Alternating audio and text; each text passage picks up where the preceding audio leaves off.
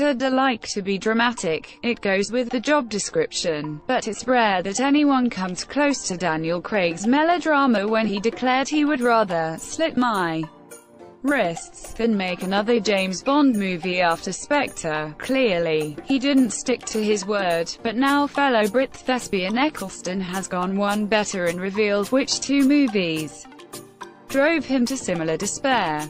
Not content with blasting one horrendous experience as making him want to cut my throat every day, he also says another blockbuster made him want put a gun in my mouth. It should come as no surprise that actors take certain jobs out of financial rather than artistic motivation.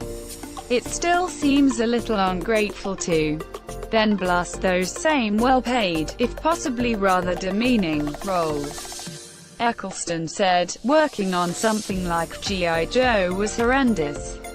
I just wanted to cut my throat every day, and Thor: The Dark World, just a gun in my mouth. Eccleston played the main villain, Dark Elf Malekith in Thor: The Dark World, opposite Chris Hemsworth and Sir Anthony Hopkins. The movie was a huge box office hit. Granted, the star's costume and prosthetics were a tad undignified, but it is hardly a terrible stain on his career. G.I. Joe: Rise of the Cobra was a far greater box office and critical flop. Eccleston added, G.I. Joe and Thor were. I really paid for being a whore those times. Sounds more like he was simply well paid. The most shocking part of his recent interview in The Guardian was his anger over the way he believes he was blacklisted by the BBC after he quit as Doctor Who.